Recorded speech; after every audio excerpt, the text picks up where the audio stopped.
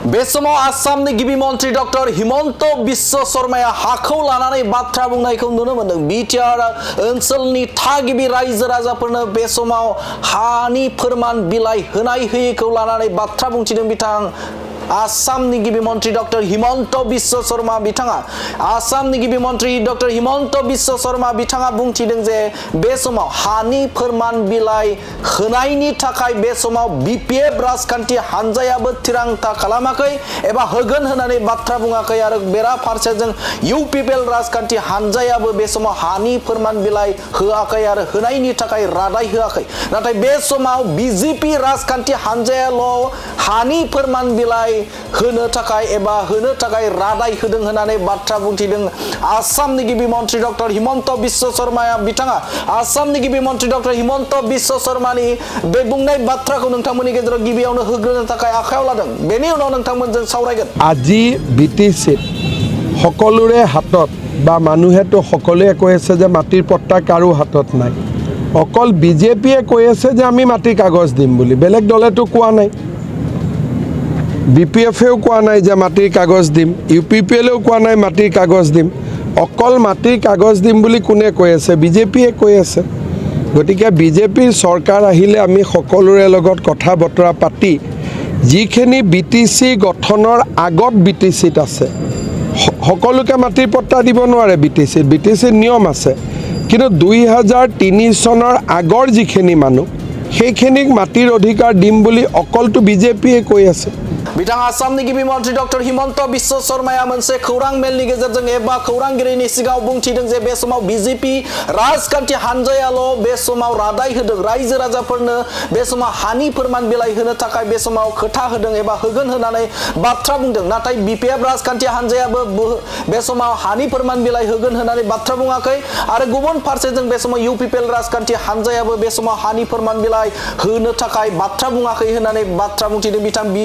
आसामनि गिबि मन्त्रि डक्टर हिमन्त बिश्व शर्मा बिथाङा। नाथाय बे समाव रायखांनांगोन जे बे समाव बिटिआरनि लाख लाख रायजो राजाफोरनो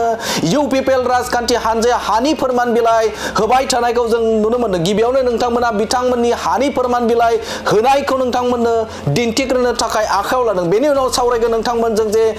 बिथां बिटिआरनि सिएम प्रमद बर' आरो रनजित बसुमतारी एबा मावफुं सोद्रोमा हा आरो हाग्रा बिफाननि मावफुं सोद्रोमा बिथाङा मा बुंदों बेखौ नोंथांमोननि गेजेराव होगोन। नोंथांमोना नुनो मोन्दों दि रोजा रोजा सुबुंफोरनो बे समाव बिटिआर सोरखारा एबा इउपिपिएल राजखान्थि हानजाया बे समाव हानि फोरमान बिलाइ रायजो राजाफोरनो होबाय थानायखौ नुनो मोन्दों आरो बे आयदाखौनो लानानै बिटिआरनि मावफुं सोद्रोमा रनजित बसुमतारी बिथाङाबो बुंथिदों एबा खौरांगिरिनि सिगाङाव बुंथिदों जे 3 लाखनिबो गोजौआव बे समाव हानि फोरमान बिलाइ मोनबाय होननानै बाथ्राखौ बा होनो हाबाय होननानै बाथ्रा बुंनायखौ नुनो मोन्दों। बिथांनि बाथ्राखौ बा बिथांनि बुंनायखौ नोंथांमोननि सिगाङाव गिबियावनो होग्रोनि। बिथांनि दैदेननायाव जोंनि इउपिपिएल सरकारा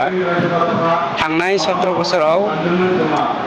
बिपिएफआ मावनो हायै खामानिखौ जोङो मावबाय। बिपिएफनि दिनाव 1623 मानसिनावल' हानि पाट्टा होनो हादोंमोन।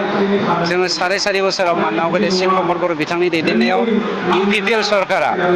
3,25,000निख्रुइबो बांसिन मानसिनि हानि जेंनाखौ जों फोजोबनो हाबाय। बिथां बिटिआरनि मावफुं सोद्रोमा रनजित बसुमतारी बिथाङा रोखा बाथ्राखौ बुंथिदों बे समाव गोबां सुबुंफोरनो हानि जेंनाखौ जेरैखि जाया सुस्रांनो थाखाय एबा बिटिआरनि लाख लाख रायजो राजाफोरनो हानि जेंनाखौ सुस्रांनो थाखाय जोंनि सरकारा थिरांथा खालामदों होननानै बाथ्रा बुंथिदों। बे समाव आरो गुबुन समाव 3 लाखनिबो गोजौआव हानि फोरमान बिलाइ एबा हानि लेखाखौ रायजो राजाफोरनो होबाय होननानै बाथ्रा बुंथिदों बिथां बिटिआरनि मावफुं सोद्रोमा रनजित बसुमतारी बिथाङा। बिथांनि बुंनाय बाथ्रानिफ्राय रोखा जादों जे बे समाव बिटिआर सरकारा हानि फोरमान बिलाइ राननानै होगासिनो दं। बेराफारसेजों बे समाव बिटिआरनि खुंगिरि प्रमद बर' बिथाङाबो बाथ्रा बुंथिदों जे बे समाव गोबां रोजा रोजा सुबुंनो बे समाव हानि फोरमान बिलाइ बा हानि पाट्टा होनाय हाबाफारिया जों लागासिनो दं आरो लाबाय थागोन होननानै बाथ्रा बुंथिदों आरो बिथाङा बुंथिदों जे बे समाव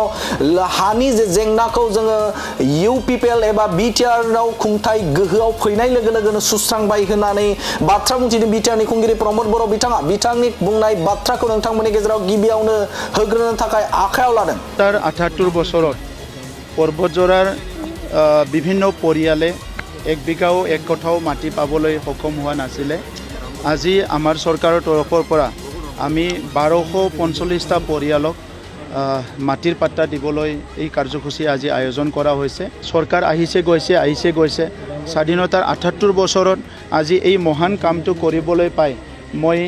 বহুত আনন্দিত হৈছোঁ বহুত সুখী হৈছোঁ আৰু ইয়াৰ কাৰণে মই বিটিআৰবাসী জনতাক ধন্যবাদ জনাইছোঁ তেখেতসকলে UPPL চৰকাৰ আনিলে আৰু তাৰ পিছত আমি এই কামখিনি কৰিবলৈ পাৰিলোঁ আমি যিসকল বনাফাইড চিটিজেন ইয়াৰ যিসকলে খিলঞ্জীয়া হয় আগৰ পৰাই বসবাস কৰি আছে আইনগতভাৱে 6 শিডিউল আইনৰ দ্বাৰাই হওক বা 1886 লেণ্ড ৰেভিনিউ ৰেগুলেশ্যনৰ দ্বাৰাই হওক যিসকলে মাটি পাবলৈ এলিজিবল এই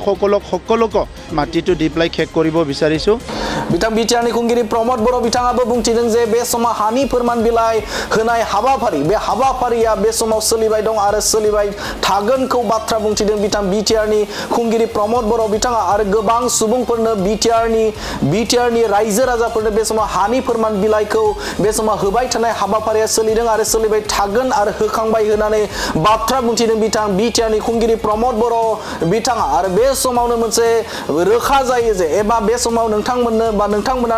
बिजिरना नायदो जे बे समाव बिटिआरनि खुंगिरि प्रमद बर' आरो बिटिआरनि